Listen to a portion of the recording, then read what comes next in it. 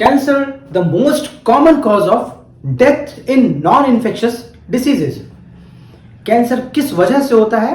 Cancer का मतलब है जो नॉर्मल सेल है which is converted into cancer cell, और उस कैंसर सेल की क्वालिटी क्या है? There is a uncontrolled division of the cell. तो ये मल्टीप्लाई होती चली जाती है और बहुत ज्यादा मल्टीप्लाई होती है। इन बॉडी नॉर्मल मैकेनिज्म में क्या होता है कि जो एक सेल है वो अपने पास की सेल को अनकंट्रोल्ड मल्टीप्लिकेशन से रोकती है, and this mechanism is known as contact inhibition. और कैंसर में क्या होता है?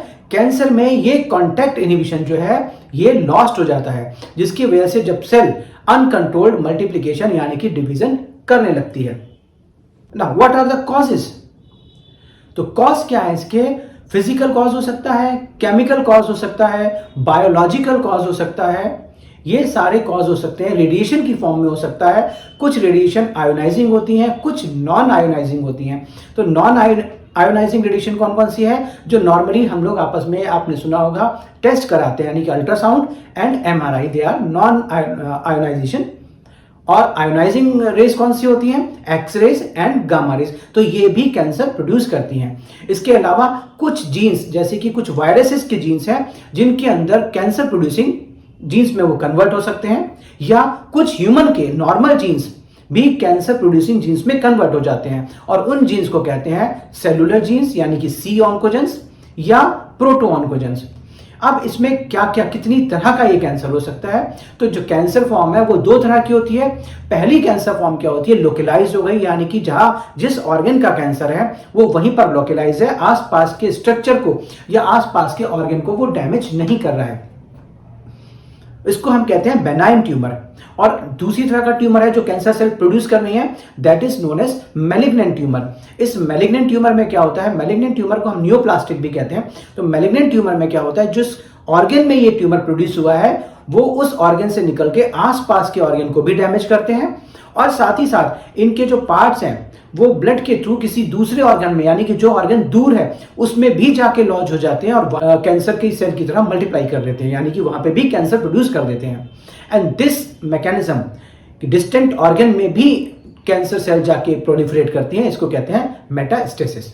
नाउ अब हम आते हैं कि कैंसर के डिटेक्शन को कैसे हम डिटेक्ट कर सकते हैं। तो कैंसर के डिटेक्शन के लिए काफी सारी टेक्निक है। अगर हमें देखा है कि कहीं ब्लड का कैंसर है, यानी कि ल्यूकीमिया जिसे कहते हैं, तो हमें ब्लड काउंट ज्यादा मिल जाएगा।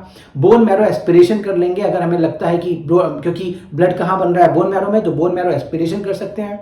उसके बाद एक्सरे, सीटी स्कैन और एमआरआई, यानी कि बॉडी के इंटरनल ऑर्गन में अगर ये कैंसर डेवलप हो रहा है तो हम लोग ये चीजें कर सकते हैं। फिर जिस जगह का कैंसर है उस जगह के पार्ट को काट के निकाल लिया जाए। अगर नीडल से निकालते हैं तो उसको fine needle aspiration cytology FNAC कहते हैं, या उस पार्ट को काट के निकालते हैं तो उसको कहते हैं बायोप्सी। और फिर इसकी स्टडी डॉक्टर जो है इसके सेक्शन करके, फाइन सेक्शन करके, उनकोस्कोप में स्टडी करके ये डिटेक्ट करते हैं कि इसके अंदर किस तरह की सेल है, and this is known as histopathology. तो बायोप्सी एंड हिस्टोपैथोलॉजी हो गई। इसके अलावा और क्या चीजें हो सकती हैं? कैंसर सेल की एक खास क्वालिटी क्या होती है कि ये इम्यून सिस्टम इनको आइडेंटिफाई नहीं कर पाता।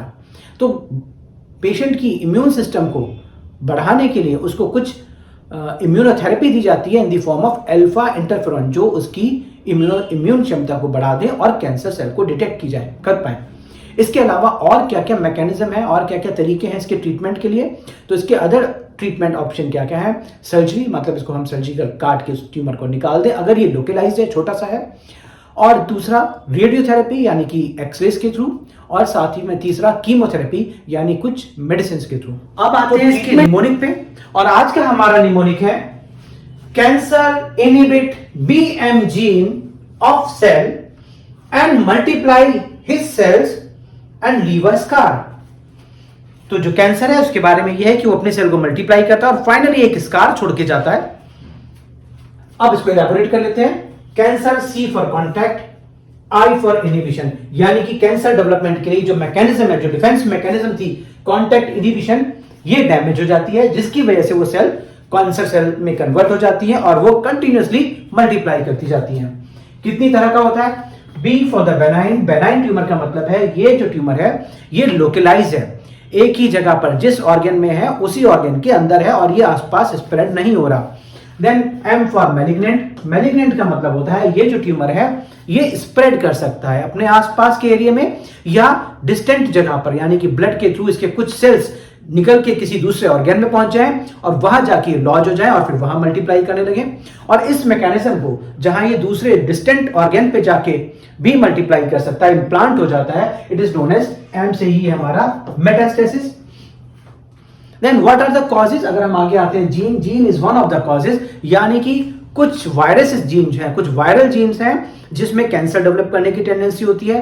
कुछ ह्यूमन जीन्स भी हैं जो नॉर्मली ह्यूमन जीन से नॉर्मली प्रेजेंट है, but they have a tendency to convert into cancer genes. और कैंसर को हम कहते हैं ऑन्कोजन, तो यहां से आ गया O फॉर ऑन्कोजन। ये कुछ नॉर्मल जीन्स हैं जो ऑन्कोजन में कन्वर्ट हो सकते हैं। उसका one of the example is C onc इसका एग्जांपल है। और वायरस में भी ये हो सकते हैं, तो ये वायरल जीन भी हैं कुछ जो कि कैंसर में कन्वर्ट हो जाते हैं।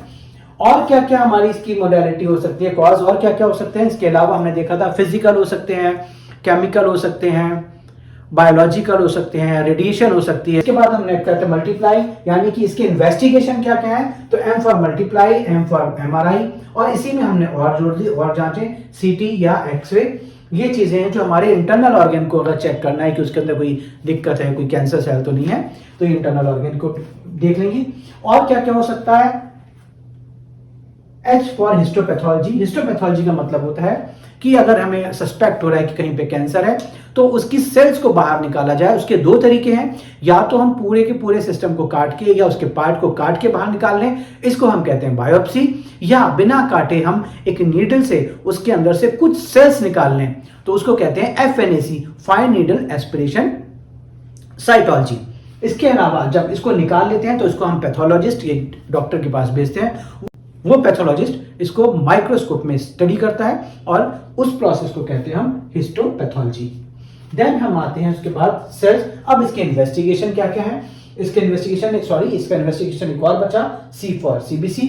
Now leave a scar, scar का मतलब है अब इसका हम ट्रीटमेंट मोडालिटी क्या क्या है, तो इसकी ट्रीटमेंट मोडालिटी में S for surgery, C for chemotherapy, A for alpha interferon. Alpha interferon का मतलब क्या है कि जो कैंसर सेल हैं उनकी क्वालिटी होती है, they are not detected by immune system. तो इम्यून सिस्टम को स्ट्रॉन्ग करने के लिए कि कैंसर सेल को डिटेक्ट करके उनको डैमेज करे, ऊपर से एक थेरेपी दी जाती है in the form of alpha interferon. And the last is radiotherapy, and that's over. Thank you very much.